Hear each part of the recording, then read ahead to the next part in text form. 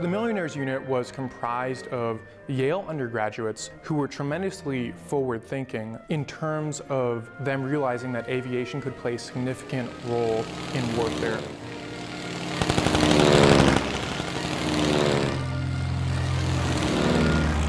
It's an inspiring history, and it's inspiring, I think, for the cadets to be able to trace their service all the way back to these pioneers in the early 20th century.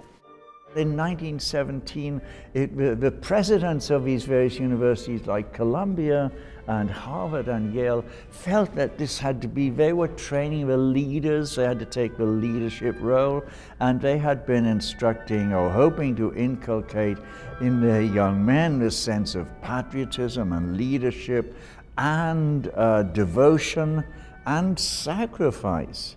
Some of these young men who formed the First Yale Unit or the Millionaires Unit went on to major leadership posts within the U.S. government. Its founder was Frederick Truby Davison, known to one and all as Truby. In 1916, was a sophomore at Yale College. He had been an ambulance driver in the previous summer, bringing the wounded back from the Western Front in France, and he learned about the role of aviation in the war at that point. All of them were among the first 100 naval aviators in United States history, except for one, and that was Truby. Poor Truby crashed during his flight examination, broke his back. He was partially disabled for the rest of his life. Truby Davison's injury didn't hold him back. He continued to be close to all of the members of the First Yale Unit. In the years after the First World War, he became the president of the Museum of Natural History in New York and served in that role for 20 years. During World War II, he returned to the service despite his disabling injury. He became a brigadier general, the head of personnel for the Army Air Corps, and then after the war, he was the first director of personnel for the Central Intelligence Agency. Truby Davison's brother, Henry, also known as Harry, was another member of the First Yale Unit. After the war, he became a banker and also the president of the Red Cross. Robert Lovett became one of the fastest rising officers in the U.S. Navy and ended up being the first American in uniform to fly a heavy bomber on a combat mission.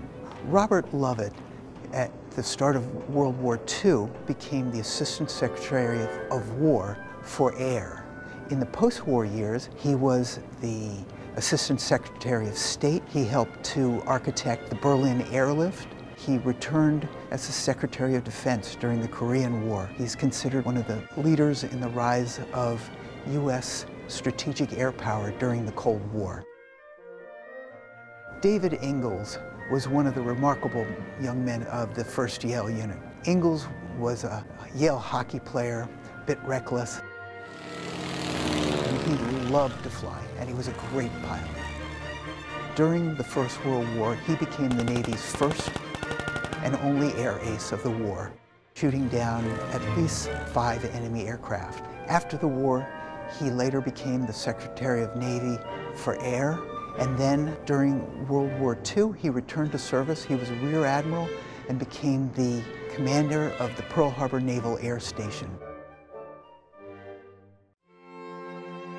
They were in a very dangerous branch of the service where many young men died, and 3 of them gave their lives. Curtis Reed died in a crash while in France at Dunkirk. Kenneth McLeish was killed in aerial combat over Belgium, and Albert Sturtevant, captain of the Yale crew team, was the first American in uniform to die in air combat. He was killed while on patrol by German naval forces.